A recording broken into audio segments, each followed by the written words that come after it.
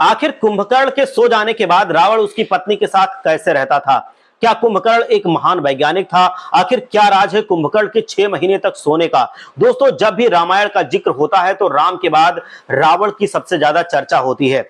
हालांकि इसमें कोई शक नहीं है कि कुंभकर्ण का भाई रावण अपने समय का सर्वाधिक विद्वान और बलवान व्यक्ति था। इसके अलावा भी उसके खानदान में एक से बढ़कर एक धुरंधर थे, जिनकी बौद्धिक क्षमता की उस समय पूरे विश्व में किसी से तुलना नहीं की जा सकती थी। लेकिन इनमें सबसे कम चर्चा अगर किसी की होती है तो वो होती है कुंभकर्ण की, क्योंकि वही सबसे विलक्षण था। कुंभकर्ण का व्यक्तित्व इतना रोचक था कि उससे जुड़ी हर बात, हर बेहद कहानी बेहद रोमांचित करने वाली है।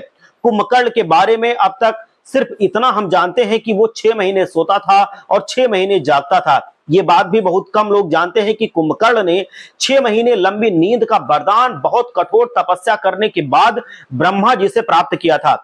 कुंभकर्ण की तपस्या देखकर ब्रह्मा जी ने स्वीकार कर लिया था कि उसी दिन से कुंभकर्ण 6 महीने की नींद में चला जाएगा। पर सवाल यह उठता है कि उस परम ज्ञानी और महाविद्वान 6 महीने सोकर अपना जीवन यूं ही क्यों व्यर्थ करेगा? दरअसल ये प्रश्न कई शोधकर्ताओं और इतिहासकारों ने उठाई कि कुंभकर्ण की जो कहानी है, हम बचपन से जो सुनते आ रहे हैं, आखिर उसके पीछे कोई ना कोई वजह तो जरूर होगी। आखिर जो व्यक्ति सालों तक कठोर तप करता रहा और ब्रह्मा जी को प्रसन्न कर लिया, वो क्या कुछ नहीं कर सकता था? शोधकर्ताओं के अनुसार कुंभकर्ण इतनी लंबी नींद क्यों लेता होगा, ये जानकारी जानना बेहद जरूरी है। फिर जो नतीजे निकल कर आए वो बेहद चौंकाने वाले हैं।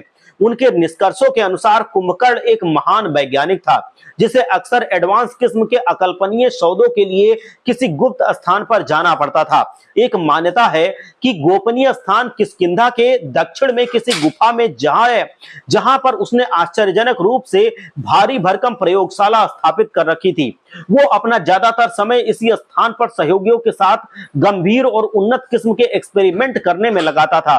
इससे हटकर कुछ शोधकर्ता ये दावा करते हैं कि कुंभकर्ण के वैज्ञानिक प्रयोगशाला वर्तमान की किसी लैटिन अमेरिका देश में थी, जहां जाने और लौटने के लिए वो एडवांस विमानों का इस्तेमाल करता था। इसमें सबसे हैरानी की बात तो यह थी कि इन विमानों का निर्माता वो खुद ही था।